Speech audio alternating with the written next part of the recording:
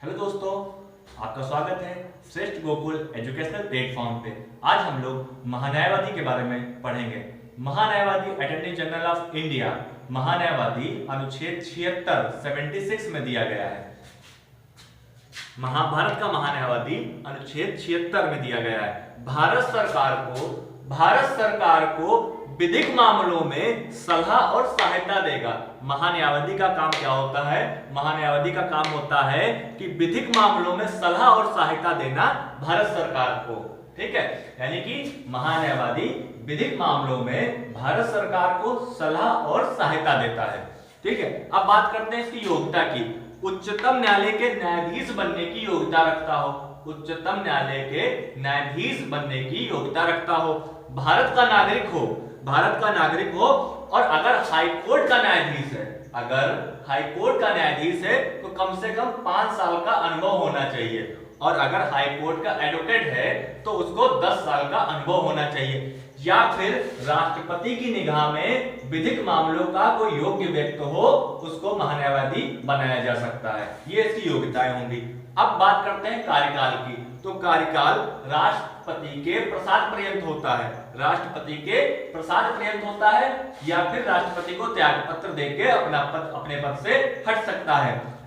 प्राथमिक तथ्य जो होता है वो नहीं निर्धारित किया जाता है। ये इसका निर्धारण राष्ट्रपति करते हैं कि कितने साल तक रहेगा। अब बात करते हैं इसकी नियुक्ति की। इसकी नियुक्ति राष्ट्रपति करते हैं।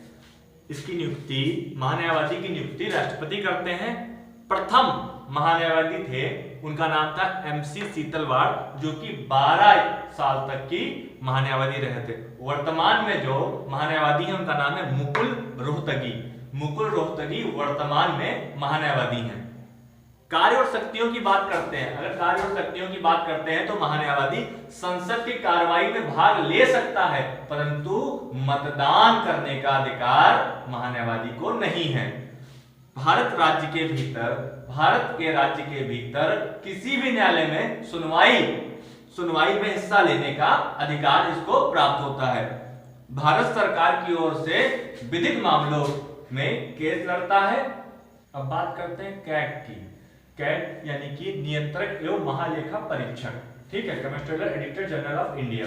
ठीक है, तो नियंत्रक एवं महालेखा परीक्षक ये अनुच्छेद 148 में दिया गया है। अनुच्छेद 148 में दिया गया है कैग। ठीक है, नियंत्रक एवं महालेखा परीक्षक। संघ एवं राज्य सरकार। संघ यानी कि केंद्र सरकार और राज्य सरकार। संघ एवं राज्य सरकार के व्यय यानी कि जितना खर्च होता है उसका लेखा करने के लिए एक कैग होता है।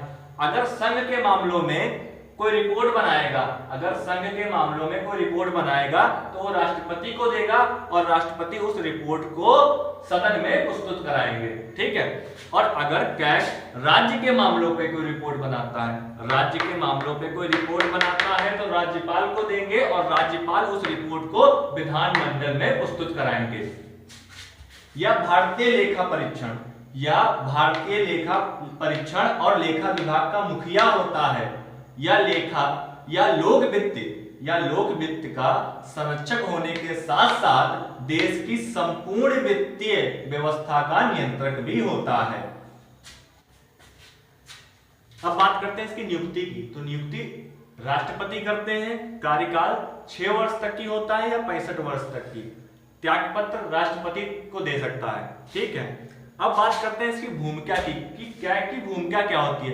कुछ लेखों की लेखा परीक्षा पूरी तरह और प्रत्यक्ष रूप से, जैसे कि दामोदर घाटी, तेल एवं प्राकृतिक गैस आयोगों की, एयर इंडिया की, इनकी रिपोर्ट प्रत्यक्ष रूप से बनाता है। ठीक है, कुछ जो आंशिक निजी पेशेवर क्षेत्र होते हैं वो केंद्र की सलाह करके उसकी रिपोर्ट बनाता है। केंद्रीय भंडारण निगम जैसे कि औद्योगिक वित्त निगम, और जो पूरी तरह से निजी क्षेत्र आते हैं उनकी भी रिपोर्ट बनाता है, जैसे कि LIC, RBI, SBI।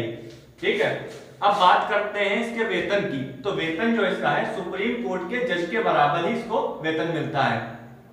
प्रथम कैग थे उनका नाम था V नरहरि, और वर्तमान में जो कैग है उनका नाम है गिरीश चंद्र मुर्मू। ठीक है, मिलते हैं नेक्स्ट वीडियो में, तब तक आप स्वस्थ रहें और सुरक्षित रहें।